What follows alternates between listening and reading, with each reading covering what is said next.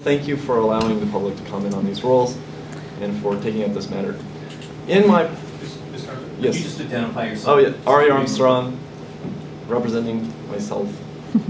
But quite possibly, I think I speak for a lot of citizens who don't even know this meeting exists, because it's really hard to follow all these bureaucratic rulemaking procedures. I think my public comments state basically why I think the Secretary of State is obligated to dramatically raise the trigger level for issue group financing. So I don't think I need to repeat that. I think you basically have the same attitude as far as what the court decision requires. But I thought what might be helpful today is to review how these rules impact myself as a political activist.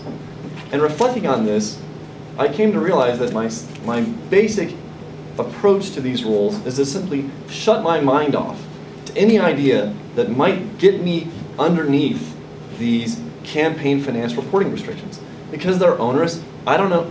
I'm relatively politically savvy, and I don't even know the ins and outs of how they work. And I've read about other people who have gotten themselves into deep water by making trivial paperwork errors, which scares me as an activist.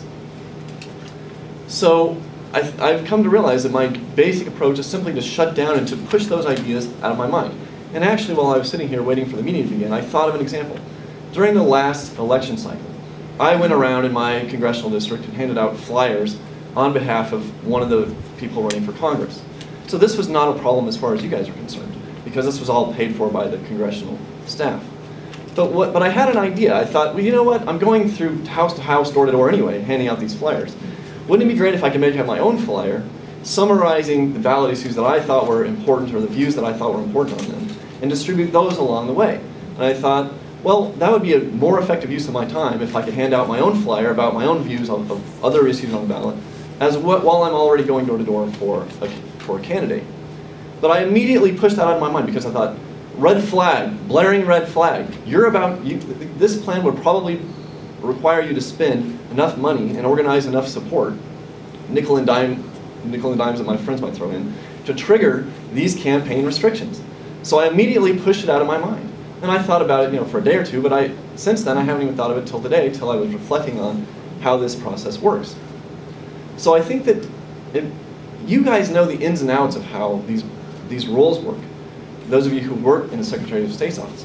I don't think you understand how difficult it is for the average citizen activist, often when they have a full-time job on the side and they're just doing activism in their spare time, how difficult it is to even know about what the relevant rules are. My guess is it's not like people read the Constitution on the section of campaign finance and then say, oh, well, then do a cost-benefit analysis of where they want to obey all these rules, right? It's like they have this idea and their friend says, oh, well, you know what, if you spend a certain amount of money, I don't even know how much that is, you'll probably have to do all these reporting requirements and report the name to your friends who give you $10 or I guess it's $20 or $30, whatever the trigger is. And they'll say, oh, well, that sounds like a major hassle to me. So why don't I spend my time doing something else instead of political activism or some other type of political activism?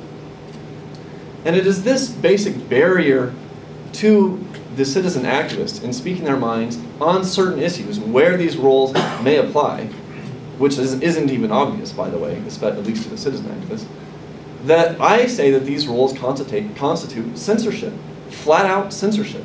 It's not the sort of censorship where you're just arresting people for making certain statements, but it's a sort of softer censorship, if you will, where the amount of barriers and burdens put into place, pile after pile, one straw after another on the activist's back, eventually a lot of people just give up and say, I'm not going to even put myself in a situation where I might have to deal with these onerous burdens. Now, I have done this one time when my friend Diana Shea and I wrote a paper against one of the measures last year.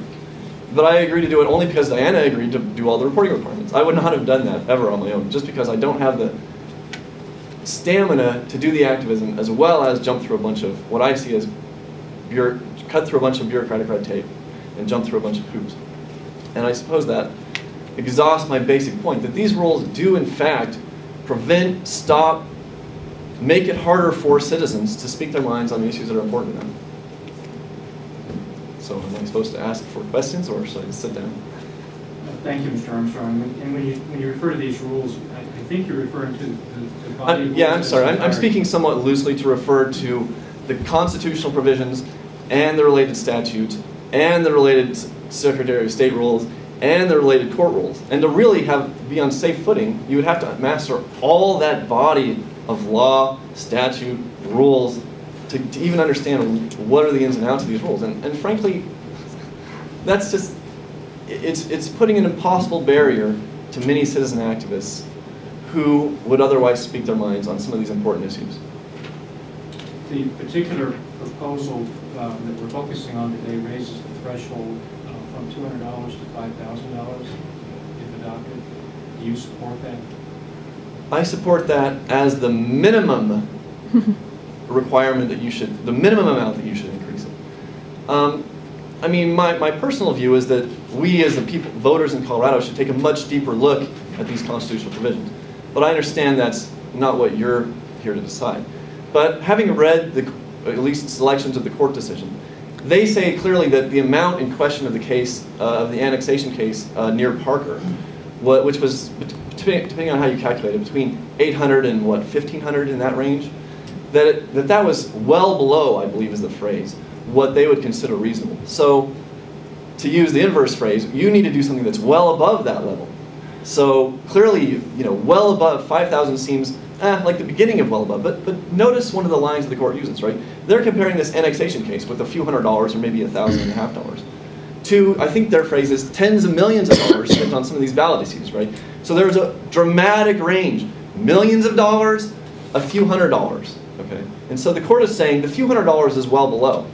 So maybe we should just do the mean and say, well, $10 million is the right amount. Now, clearly that would probably still get you sued.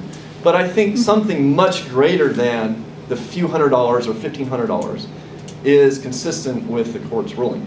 Though I hasten to add, I don't think that would remove all of the important barriers, right? I think it would offer some relief to the citizen activist, but it would still, so it would be less of an intrusion on our rights of free speech and association.